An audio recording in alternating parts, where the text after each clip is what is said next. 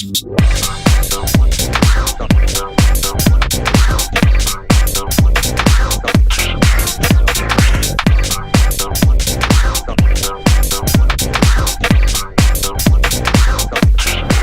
à vous tous qui nous rejoignez dans notre nouvelle émission de BD Mag. Alors aujourd'hui, émission exceptionnelle, nous sommes sur le Japan Expo de Paris.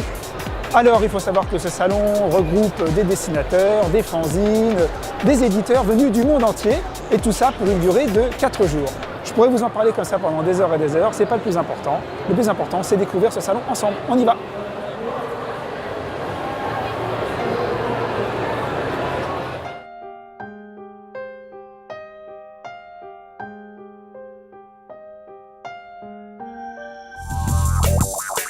Le Japan Expo est un salon événementiel sur la culture japonaise qui se déroule tous les ans depuis 2006 sur le parc des expositions de Villepinte.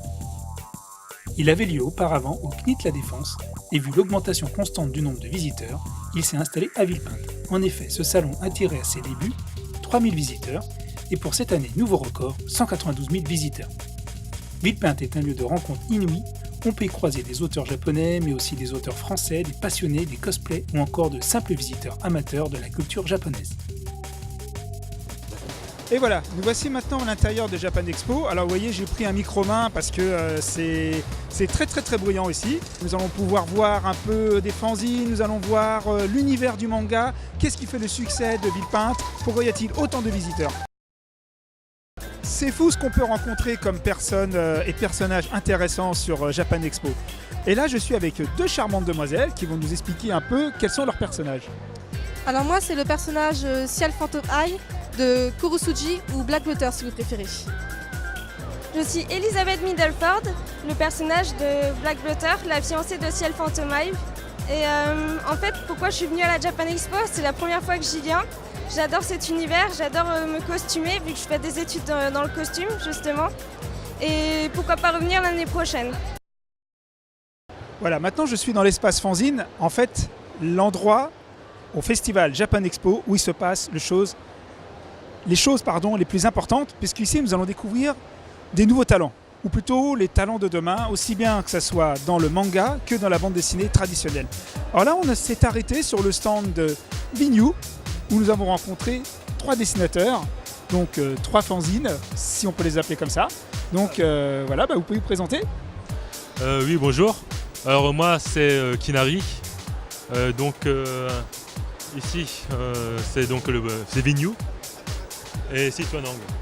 Donc on fait partie du cercle Tsundereko. Moi je recherche plutôt ce côté amateurisme et de produire à côté de ma vie professionnelle et surtout vraiment pour me faire plaisir à moi-même. Vraiment ce côté amateur, indépendance et éditer sa propre création. Donc vous l'aurez compris, le fanzine c'est d'abord avant tout une histoire de passion. Geek Fairies, Kinari, Bleach Fankick, Nemesis, Tsundereko, ces noms vous disent peut-être rien, mais ils seront peut-être la force artistique de demain. Énormément inspirés de la culture manga, ces jeunes mangaka français, comme on les appelle, n'attendent qu'une seule chose, se faire éditer. Alors chacun y va de son style graphique, et parfois empruntant des formes artistiques déjà existantes. Alors ne vous y trompez pas, le manga existe peut-être depuis plus de 200 ans au Japon, mais il débarque en France avec un seul objectif, détrôner la bande dessinée traditionnelle européenne.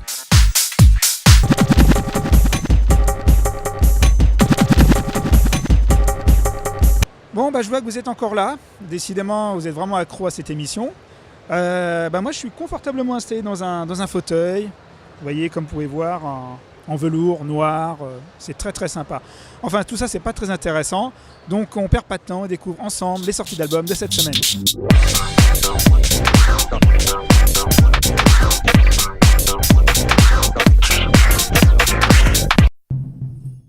Percevant nous revient dans ce 14e album, toujours dessiné par Philippe Leguy et son acolyte Jean Léturgie au scénario. L'action se passe en Irlande sur les terres du comte d'Antrim, qui sont régulièrement touchés par des raz-de-marée dévastateurs. Il serait l'œuvre d'une sorcière du nom d'Eliandis. Nos héros vont devoir lutter contre un adversaire plus que redoutable et peut-être annuler le sort. Et voilà, maintenant notre émission est terminée. Alors je suis un peu perdu dans la foule, donc tout ça pour vous dire que Japan Expo nous donne rendez-vous l'année prochaine. Et nous, on se retrouve la semaine prochaine pour de nouvelles aventures. Alors n'oubliez pas www.bdmag.fr. À la prochaine, ciao. Get up.